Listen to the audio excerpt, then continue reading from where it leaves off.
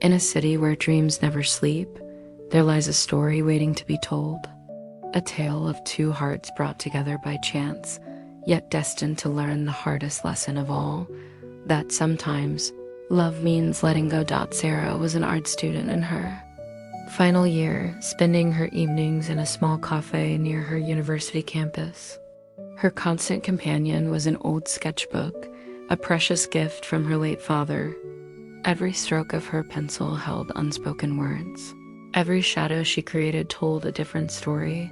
That autumn evening, when the rain painted the city streets in shimmering reflections, fate intervened. James, rushing through the cafe door accidentally, knocked over his coffee onto Sarah's sketchbook. But instead of anger, she responded with a smile that would change both their lives forever. "Maybe this is God's way of making us meet," James said, helping her dry the pages.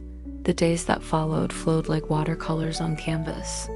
Sarah taught James to see beauty in life's simple moments, while he showed her that life was too precious to spend in solitude. They shared dreams over coffee, exchanged stories under starlit skies, and filled their days with promises of tomorrow. But life has a cruel way of testing love. Sarah began noticing changes in her body, bruises that appeared without reason, fatigue that wouldn't fade, nosebleeds that became increasingly frequent. When the doctors finally gave their verdict, it felt like a hammer on glass: advanced leukemia. Time was no longer measured in years, perhaps not even in months.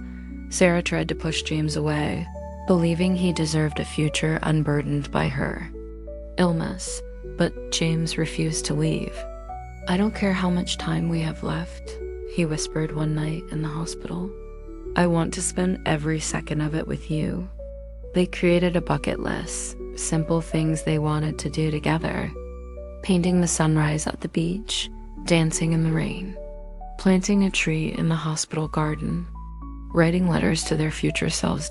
As Sarah's condition deteriorated, her smile grew brighter. She filled her sketchbook with drawings of futures they might never share: a small house by the sea, a garden full of flowers, children playing under summer skies. "When I'm gone," she whispered one night, "don't forget how to smile. But don't be afraid to cry either."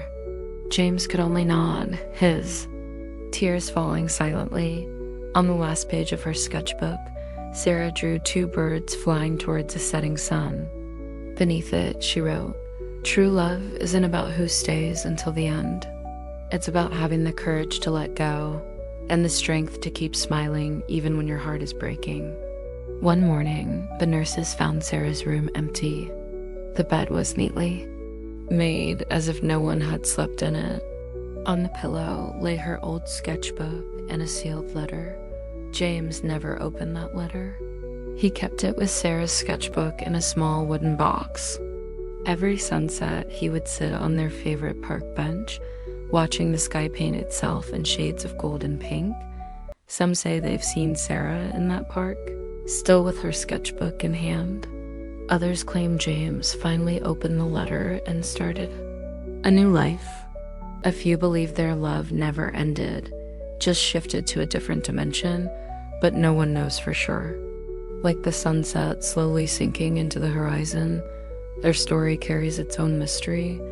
Perhaps that's how it should be.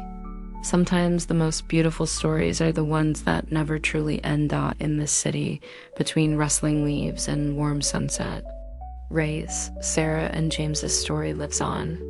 And every cloud painting across the sky, and every raindrop falling to earth, and every smile on the faces of those who believe in the power of love, because true love never really dies. It simply changes form, becoming memories that live forever in the hearts of those who experienced it. And sometimes, in the quiet moments between dusk and darkness, if you listen closely enough, you might hear their story whispered on the evening breeze. Some say love stories are meant to have endings, but perhaps the greatest love stories are the ones that leave us wondering, hoping, and believing that somewhere, somehow, love finds a way to live on.